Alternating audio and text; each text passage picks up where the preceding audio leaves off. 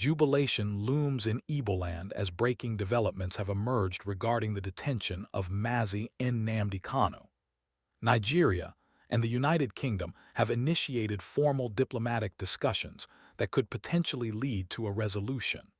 According to sources close to the matter, these talks represent the first structured dialogue between both governments on this issue in years. Before we begin, drop a comment below and tell us where you're watching from. Your voice matters in this developing story. The diplomatic initiative reportedly began in mid-July when a confidential communication arrived at the presidential villa through secure channels. The message from the UK government proposed a framework for humanitarian dialogue rather than presenting demands or ultimatums. The British approach centered on discreet diplomacy, aimed at diffusing what has become one of Nigeria's most contentious issues. Following receipt of the communication, ASO-ROC immediately implemented strict internal protocols. A dedicated conference room was restricted to a small circle of trusted advisors spanning legal, security, and political portfolios. The unusual level of secrecy surrounding these discussions indicates the sensitivity of the matter and the potential implications for national stability and international relations. The UK assembled a delegation led by senior diplomat Helena Royce, who arrived in Abuja without the typical diplomatic fanfare. The British team came prepared with a detailed proposal focused on conditional humanitarian resolution, coupled with long-term stabilization initiatives for southeastern Nigeria. Their approach was designed to respect Nigerian sovereignty while presenting practical pathways forward. During the initial meeting at the presidential villa, the British delegation presented comprehensive documentation including legal analyses, security risk assessments, and long-term projections. The core argument emphasized practical concerns rather than political pressure. The presentation highlighted how continued detention could potentially fuel unrest, intensify diaspora tensions, and affect Nigeria's international standing. The UK offered support for security cooperation, regional peace-building efforts, and diplomatic assistance if Nigeria chose to engage. President Tinubu reportedly maintained a measured demeanor throughout the presentation.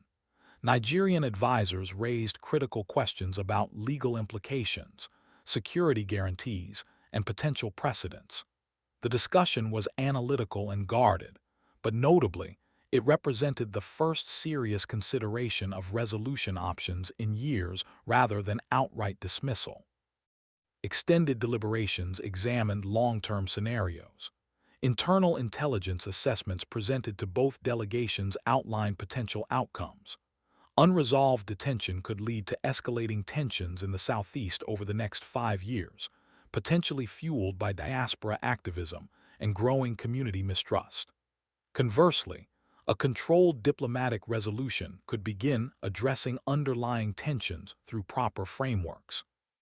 Following extensive discussions, President Tinubu requested time for internal consultation.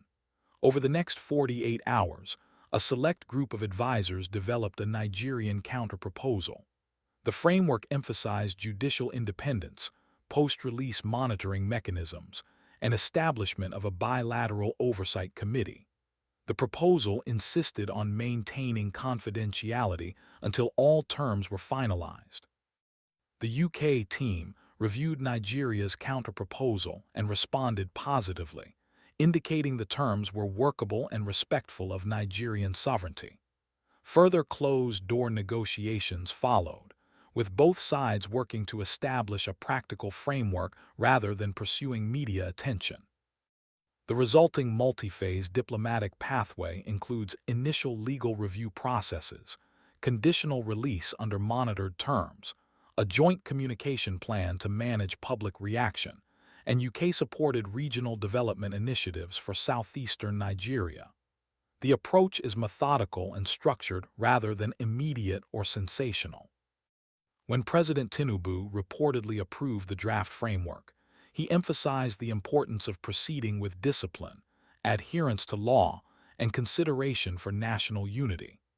In London, the head of the British delegation filed a report confirming that a respectful mutual framework had been established and dialogue channels were now open. No official public announcements have been made by either government. However, observable indicators suggest significant diplomatic activity. There has been an increase in diplomatic flights between Abuja and London, adjustments to high-level legal schedules, and heightened secure diplomatic communications. These developments have not gone unnoticed by observers who monitor diplomatic movements. Within Biafran communities both in Nigeria and abroad, there has been a noticeable shift in sentiment from frustration to cautious optimism. For the first time in years, there is a credible diplomatic process underway rather than political statements or protests. For many who have followed this issue closely, this represents a meaningful development. It is important to emphasize that this framework does not guarantee Kanu's release, nor does it promise immediate resolution. What has been established is a diplomatic pathway that acknowledges legal realities, security concerns, and the importance of national unity.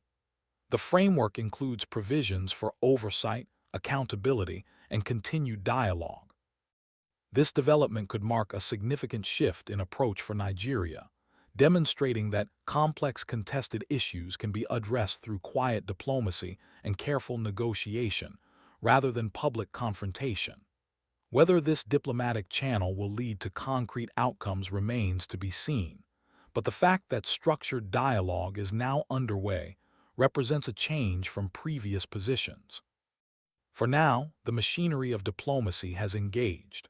Formal channels have opened between Abuja and London, and for many Biafrans who have waited years for progress on this issue, the establishment of this diplomatic framework itself represents a significant development worth noting. Now it's your turn. What are your thoughts on these diplomatic developments? Drop your comments below and let's discuss what this could mean for Nigeria moving forward.